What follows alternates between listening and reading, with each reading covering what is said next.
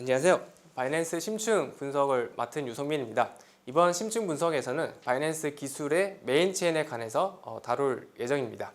총 2회차에 거쳐서 바이낸스의 기술에 대해서 다룰 예정인데요. 1회차에서는 바이낸스 기술에 대해서 개괄적으로 다룰 예정입니다. 그리고 2회차에서는 좀 더 바이낸스에 관해서 깊게 다뤄볼 예정인데요. 거버넌스 구조 그리고 이더리움과는 어떻게 다른지에 관해서 좀 더 심층적으로 살펴볼 예정입니다. 네, 그래서 이번 심층 분석에서는 이제 메인 체인 구조, 더블 체인 구조를 살펴볼 거고요. 그리고 이제 바이낸스 체인, 바이낸스 스마트 체인이 어떻게 다른지, 그리고 이제 바이낸스 메인 체인의 특장점이 뭔지를 살펴볼 예정입니다. 네, 먼저 이제 바이낸스 메인 체인입니다. 제가 지금까지 이오스, 텐더민트, 비트코인, 이더리움, 그리고 아요타 등 여러 이제 블록체인의 메인 체인을 다뤘는데요. 이제 바이낸스만큼 독특한 구조가 없습니다. 독특한 구조라는 게 무슨 뜻이냐면은 다른 이제 블록체인은 메인 체인이 하나입니다. 근데 바이낸스 같은 경우에는 메인 체인이 두 개로 나눠져 있습니다. 그리고 나눠져 있을 뿐만 아니라 이 메인 체인이 서로 상호 작용 역할을 하는데요. 즉 다시 말해서 바이낸스 체인이 됐든 바이낸스 스마트 체인이 됐든 어떤 쪽으로든 사용자가 이제 가입을 하면은 두 개의 메인 체인을 동시에 사용할 수 있는 이점을 얻을 수 있습니다. 그러면은 바이낸스는 왜 이렇게 두 가지 구조로 나눴는지를 살펴보도록 하겠습니다. 참고로 이렇게 두 개의 구조로 나눠져 있는 거를 이제 더블 체인이라고 하고요. 그리고 두 개의 체인이 서로 상호작용하는 거를 크로스 체인이라고 합니다. 네, 이제 바이낸스가 왜 두 개로 나눠진지를 살펴보면요. 먼저 제일 처음에 나온 거는 이제 바이낸스 체인이라는 메인 체인이 2019년 4월에 나왔습니다. 바이낸스는 원래 이제 그 디지털 자산 거래소로 유명합니다. 그래서 이 디지털 자산 거래소로 유명한데 바이낸스는 이제 이 거래소 또한 탈중앙화가 되어야 된다는 생각을 가졌습니다. 즉 이러한 철학을 가졌는데요. 그런데 이제 그래서 덱스라는 개념을 이제 바이낸스 체인이 주장하게 됩니다. 그래서 바이낸스는 이런 덱스라는 것을 가기 위해서 끊임없이 준비를 했고 그 결과물이 등장한 것이 바로 바이낸스 체인입니다. 그래서 바이낸스 체인은 디지털 자산 간의 거래가 상당히 빠른 구조 형태로 되어 있는 것이 특징입니다. 그런데 바이낸스 체인에 사용자 유입이 많을 줄 알았는데 생각보다 유입이 많지 않았습니다.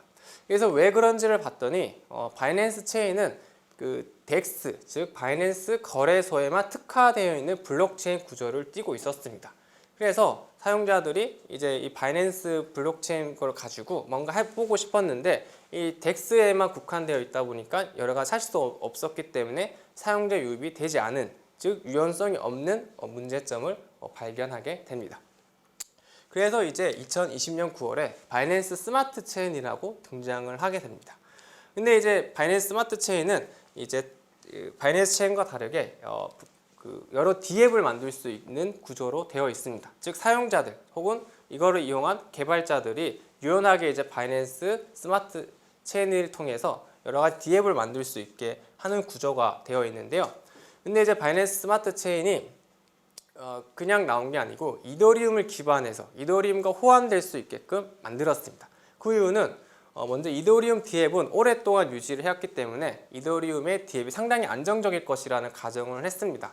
그래서 바이낸스 스마트 체인을 그냥 새롭게 만드는 것이 아니라 이더리움을 기반으로 이제 새로운 하드 포크한 형태로 이제 만들게 됩니다. 그래서 이제 이더리움과 호환이 가능한 특징이 있는데요.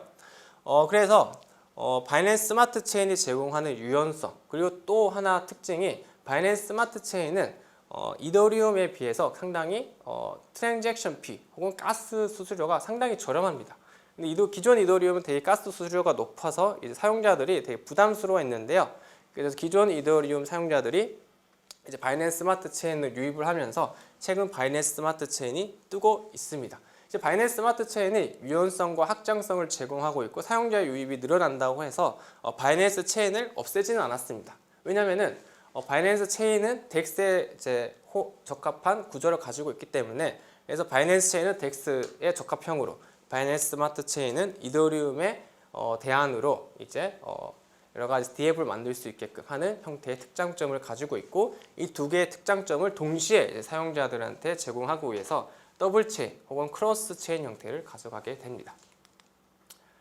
네, 앞서 말씀드렸다시피 바이낸스의 이제 가스비는 이더리움에 비해 상당히 저렴합니다. 보시는 바와 같이 크게는 5%, 작게는 20%더 저렴한 형태를 띠고 있습니다. 그러면 이제 바이낸스 체인과 바이낸스 스마트 체인 뭐가 다르냐? 일단은 덱스에 특화된 형태이기 때문에 블록 생성 속도가 굉장히 빠른 특장점이 있고요. 바이낸스 스마트 체인은 DApp을 지원을 하지만 그렇다고 느리지는 않습니다. 이더리움보다 더 빠른 블록 생성 속도의 3초여서 빠른 속도를 지원하는 형태, 그리고 이더리움과도 DApp과도 이제 호환이 되는 특장점이 있습니다. 그럼 이제 바이낸스의 이제 네 가지 특징이 뭐가 있는지를 살펴보면요. 이제 크로스 체인 앞서 말씀드렸습니다. 두 번째로는 악의적인 검증자가 있을 때 페네트를 부과하는 기능이 있고요.